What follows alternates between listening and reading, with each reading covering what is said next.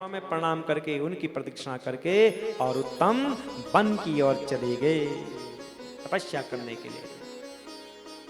नंदीश्वर कहते हैं, हे सनत कुमार जी, उस वन में जा करके निर्जन स्थान में आसन लगा करके धैर्य पूर्वक मैं भगवान शंकर की कठोर तपस्या करने लग गया। उस घनघोर तपस्या को देख करके भगवान शंकर मेरे सामने प्रकट हो गए। बोल शंकर भगवान की जय। और भगवान शंकर जैसे मेरे समीप आए, भगवान कहते हैं, शैलादे वरदो हम ते तपसानेन तोषिता साधु तप्तम त्वया धीमन ब्रूहि यत्ते मनोगतम। हे शिलाद पुत्र, मैं तुम्हारी इस तपस्या से बहुत प्रसन्न हूं, वरदान मांगो मुझसे, कौन सा वरदान चाहिए तुमको। तो भगवान शंकर के ऐसा कहने पर सिर झुका करके उनके चरणों में प्रणाम करके और शोक का विनाश करके, शोक का विनाश करने वाले उन भगवान शंकर की स्तुति करने लग गए। महाकष्टों को नाश करने वाले वृषध्वज, हे परमेश्वर, मैं आपको प्रणाम करता हूं। भगवान शंकर के सिर चरणों में गिरे हैं नंदी।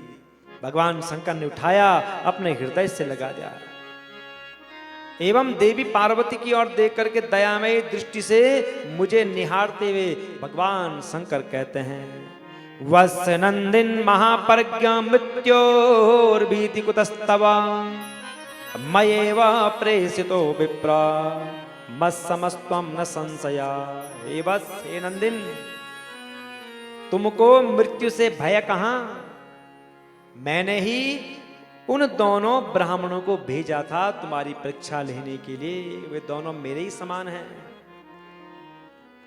अतः अपने पिता एवं सहज जनों के साथ तुम अजर अमर दुख रहित अविनाशी अक्षय और सदा मेरे परम प्रिय गणपति हो गए हो।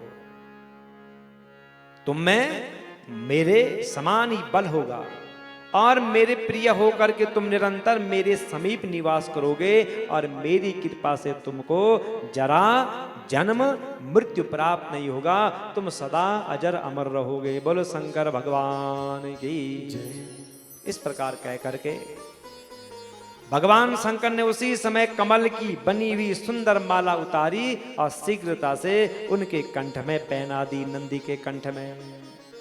और पवित्र माला के गले में पड़ते ही नंदीश्वर कह रहे, हे सनत कुमार जी, मैं उसी समय 3 नेत्र एवं 10 भुजाओं से युक्त होकर के दूसरे भगवान शिव के समान हो गया। बोलो नंदी के ईश्वर भगवान की जय। और फिर भगवान शंकर ने मेरा हाथ पकड़ा और कहा, हे वत्स, बताओ मैं तुमको कौन सा श्रेष्ठ वरदान प्रदान करूं, जो तुम मुझसे मांगोगे मैं वही वरदान दूंगा। मैं कौन सा वरदान तुम्हें प्रदान करूं। तत्पश्चात वृषध्वज ने अपनी जटा में स्थित हार के समान निर्मल जल को लेकर के तुम यहीं पर नंदी हो जाओ, ऐसा कह करके उस जल को मेरे ऊपर छिड़क दिया। उससे स्वच्छ जल वाली महावेग से युक्त दिव्य स्वरूपा सुंदरी एवं कल्याणकारिणी 5 नदियां उत्पन्न होती हैं। कौन कौन सी नदियां हैं वो? जटोदका, त्रिस्रोता, वृषध्वनि, स्वर्णोदका एवं जम्बू नदी।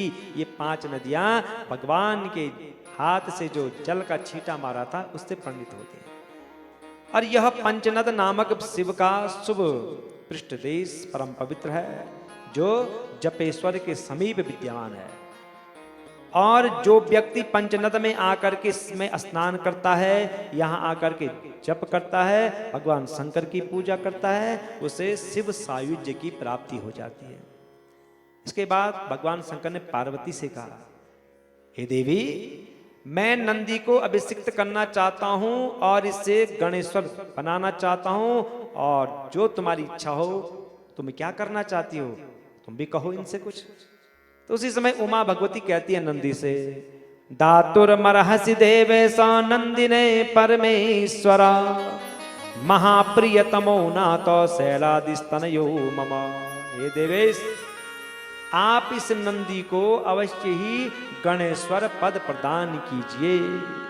यह शिलाद पुत्र आज से मेरा भी प्रिय हो गया है। नंदीश्वर कहते हैं, हे सनत कुमार जी, तदनंतर स्वतंत्र सब कुछ प्रदान करने वाले तथा भक्त वत्सल परमेश्वर शंकर ने अपने श्रेष्ठ गणाधिपों को उनका स्मरण किया। भगवान के स्मरण करते ही सारे भगवान शंकर के गण वहां पर उपस्थित हो गए। गणेश्वर कहते हैं, आपने किस लिए हमको बुलाया है? कौन सी आज्ञा है? कौन सी सेवा करनी है? बताइए, हमको आज्ञा दीजिए। तो भगवान शिव कहते हैं, नंदीश्वरो यम पुत्रो मैं सर्वेशामिस्मेश्वरा प्रियो गणाग्रणी सर्वे क्रियताम वचनम मम। हे मेरे प्रिय गणों सुनो, यह नंदीश्वर मेरा परम प्रिय पुत्र है, अतः तुम लोग इसे सभी गणों का अग्रणी तथा सभी गणाध्यक्षों का ईश्वर बनाओ। ये मेरी आज्ञा है तुम लोगों के लिए। और मेरे जितने भी गणपति हैं उन गणपतियों के आश्रय इस नंदी को पति पद पर तुम सब प्रेम पूर्वक अभिषिक्त करो। यह नंदीश्वर आज से तुम सभी का स्वामी होगा।